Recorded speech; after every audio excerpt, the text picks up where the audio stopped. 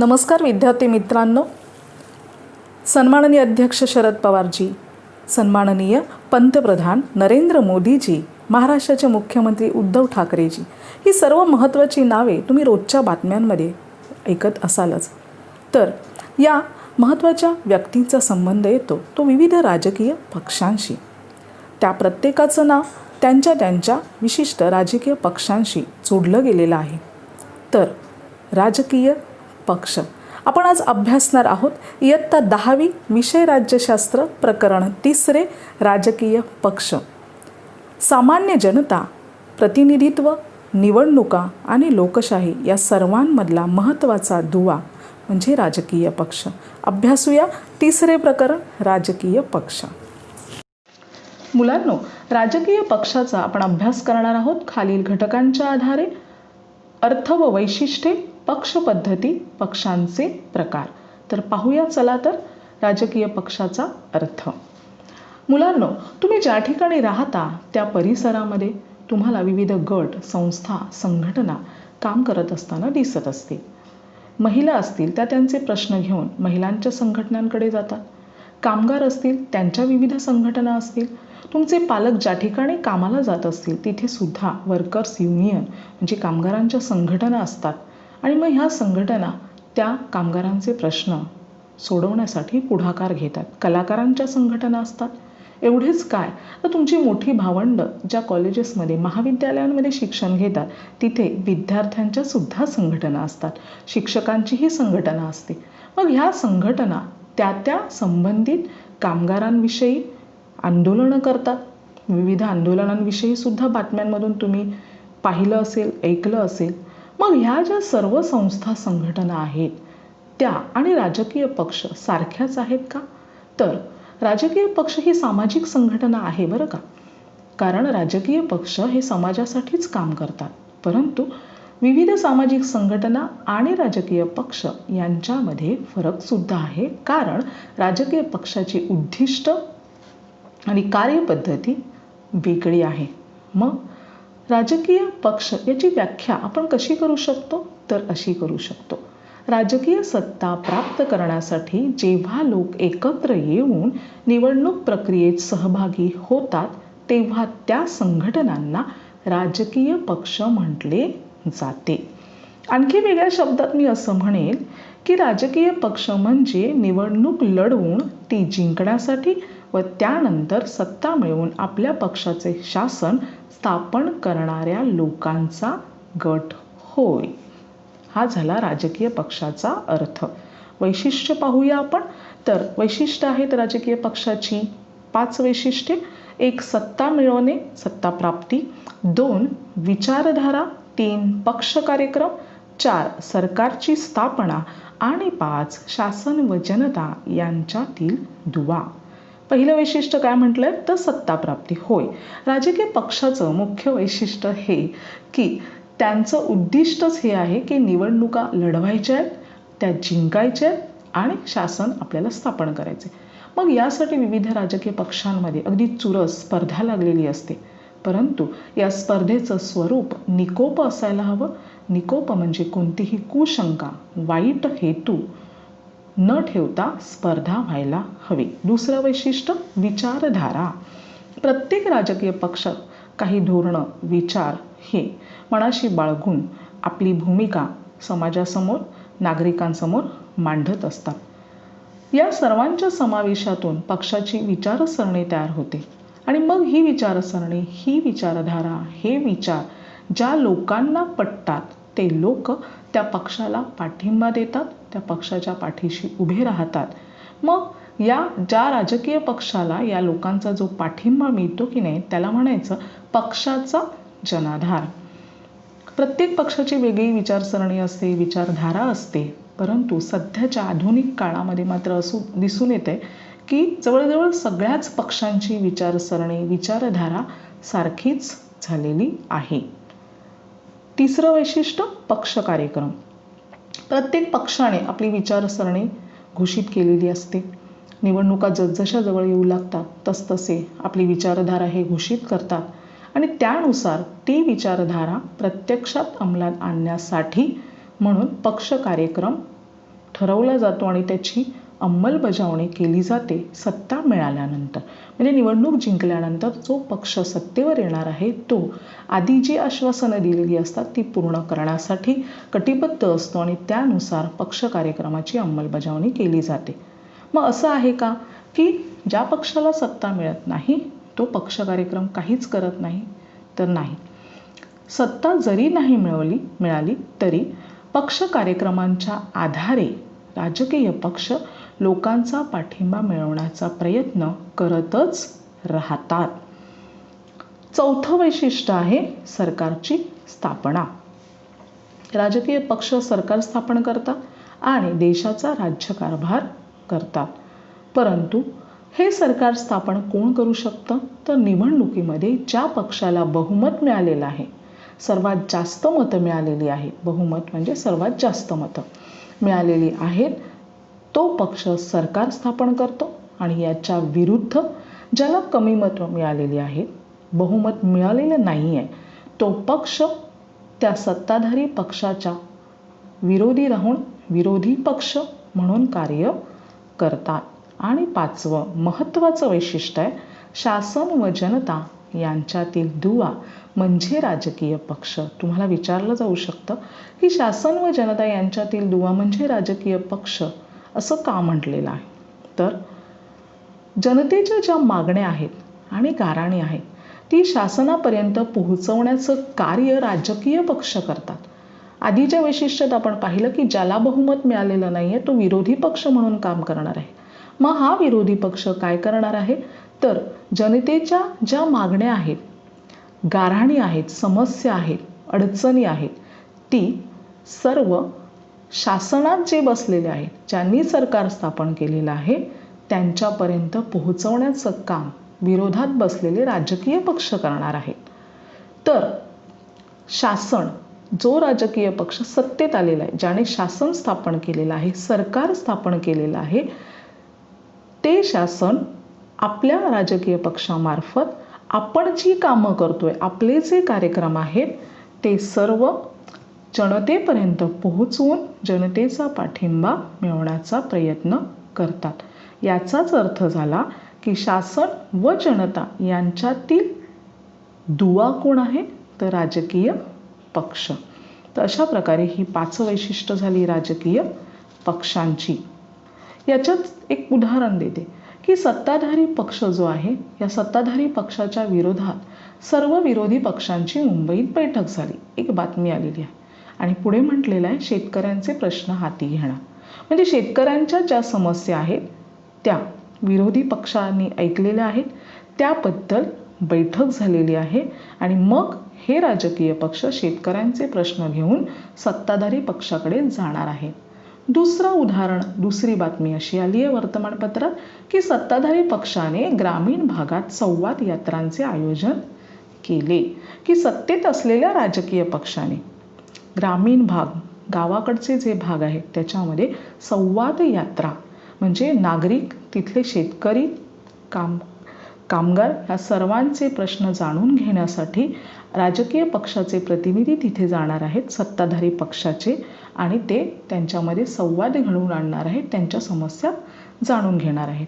या 2 उदाहरणांवरून आपल्याला कळतं की शासन आणि जनता यांच्यामधील दुवा म्हणजे राजकीय पक्ष असं का म्हटलेलं आहे.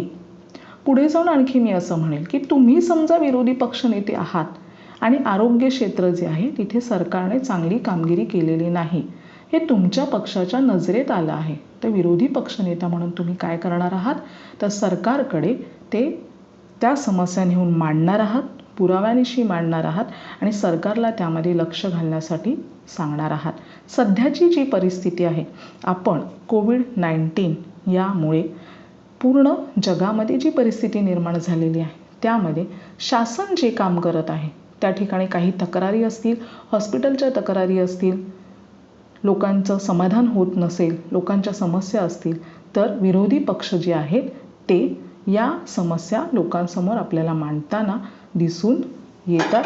लोकांच्या समस्या घेऊन ते सत्ताधारी पक्षांकडे जाऊन मांडताना आपल्याला दिसून येत आहेत. सध्याच्या तुम्ही बातम्या पाहत असाल तर तुमच्या हे लक्षात येत असेल.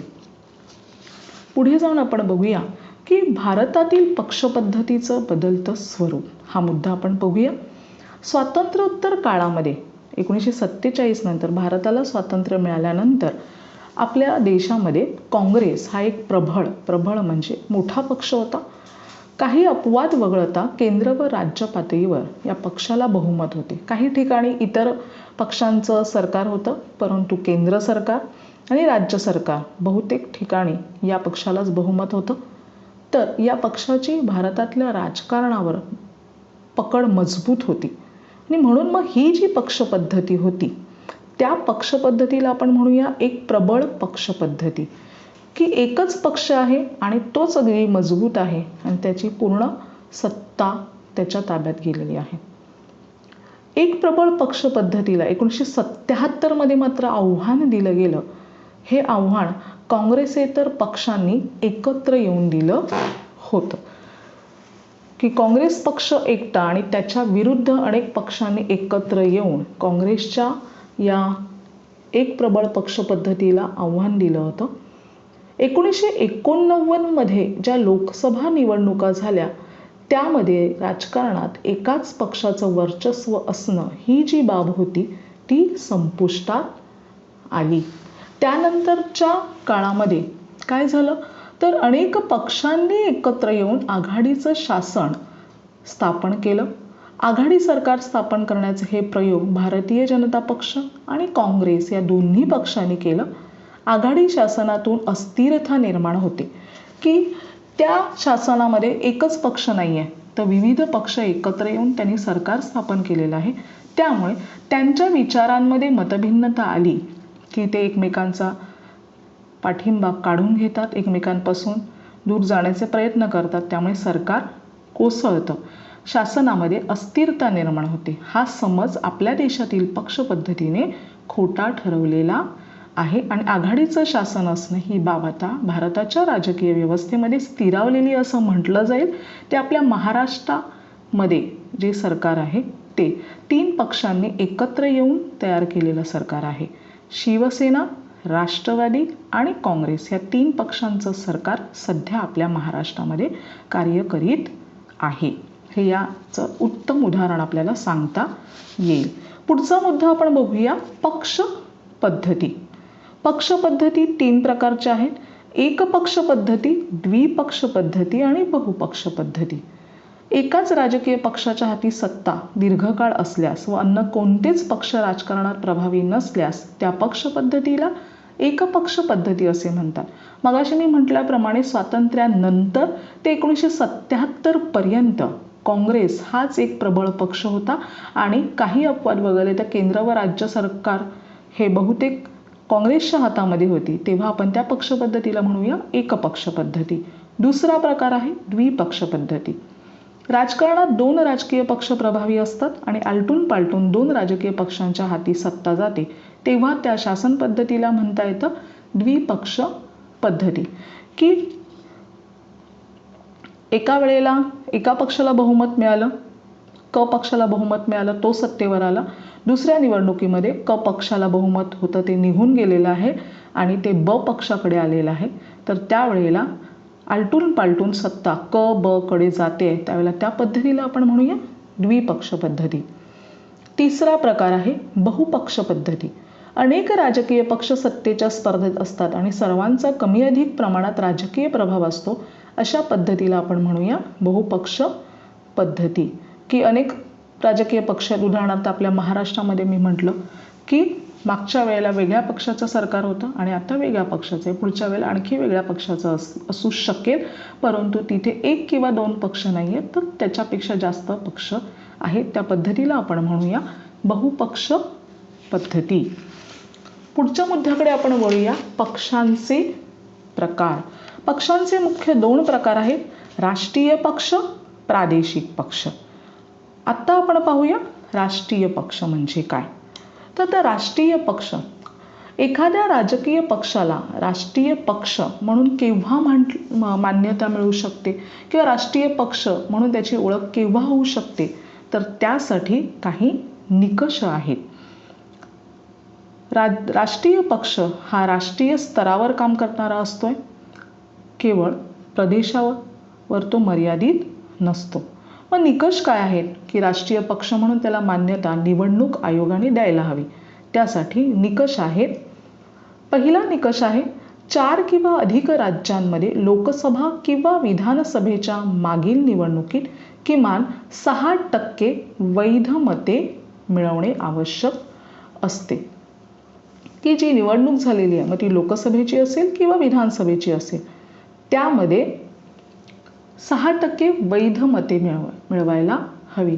की एकूण जे मतदान झालं असेल त्यामध्ये 6% वैध मते, योग्य मते, अवैध नाही की जी नाकारण्यात आलेली आहेत, चुकीची आहेत, ती मते याच्यात ग्राह्य धरली जाणार नाही.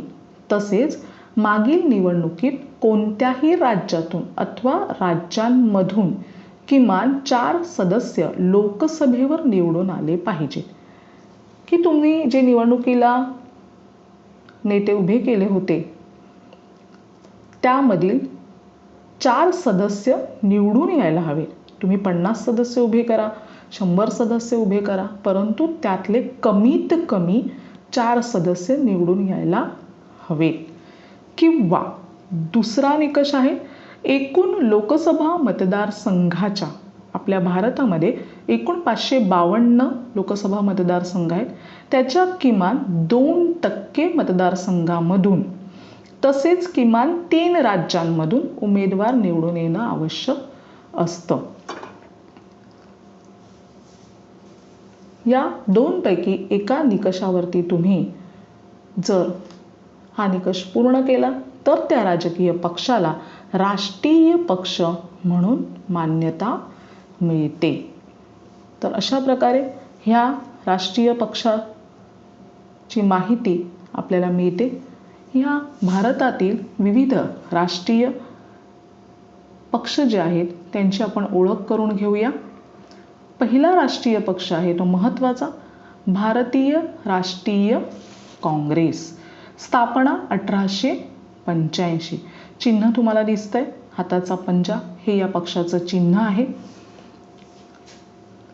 याची धोरणं काय आहेत तर काँग्रेस ही सर्वसमावेशक स्वरूपाची राष्ट्रीय स्वातंत्र्यासाठी प्रयत्न करणारी चळवळ होती. स्थापनेवरून आपल्याला कळते की स्थापना 1885 आहे.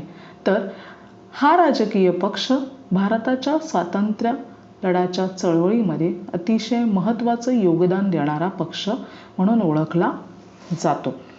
स्वातंत्र्योत्तर काळात सुद्धा काँग्रेस एक सर्वात प्रभावी पक्ष म्हणून आकारास आलेला आपल्याला दिसून येतो. की मघाशी सांगितल्याप्रमाणे 1977 पर्यंत भारतामध्ये बरेचशी सत्ता राष्ट्रीय काँग्रेसकडेच होती.